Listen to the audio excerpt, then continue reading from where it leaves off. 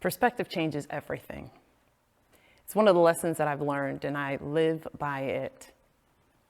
But I was put to the test at the end of 2020. I got to tell you, I just remember this moment where I'm sitting in my dad's basement.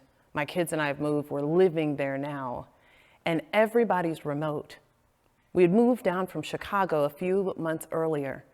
And they're still doing remote school from Chicago. So they're on calls and video conferences and Zoom classes all day long. I'm on Zoom because I'm working remote as well. And I'm just trying to figure out, how did we get to this place? I mean, I've just gone through a divorce.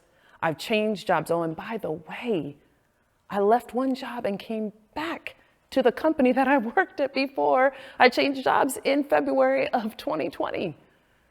So here in less than a year later, I've changed jobs again, I'm divorced, I moved, and I'm living back with my dad, and I am in my mid-40s, and I'm like, wait a minute, how did I get to this place?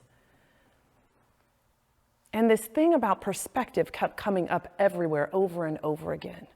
Matter of fact, one day I'm praying, and I'm reading Romans 8:28, that all things happen for the good of those who love God and are called according to his purpose. And this piece about perspective, I can't get away from it. It's like every message that I listen to is bringing me back to this place of perspective. And finally, it hits me. Life is happening for me. What if I change my perspective in this moment to recognize that this moment happened so that I can be who I'm called to be? What if my desire for this remarkable life that I know I'm supposed to be living is right in front of me, but I am just so deep in the depths of my despair that I can't even see it?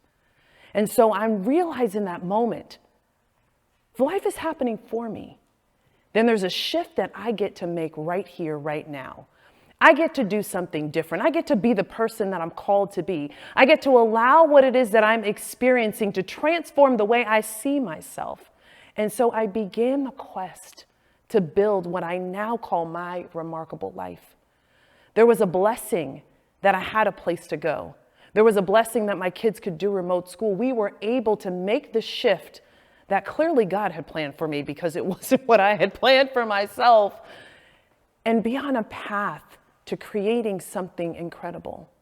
You know what I learned during that time? I learned how resilient I was.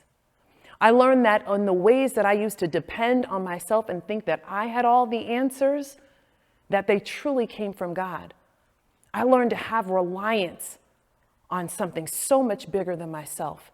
And I recognized there was power in the story of what I went through. That everything that I was experiencing was not just shaping me for my own life, but it would help prepare me to serve others. And quite honestly, what I took away from it is that I now can use anything that I have gone through the lesson that it taught me, but I don't have to hold on to the feeling or emotion that was attached to it. And I use that to fuel me as I build my remarkable life.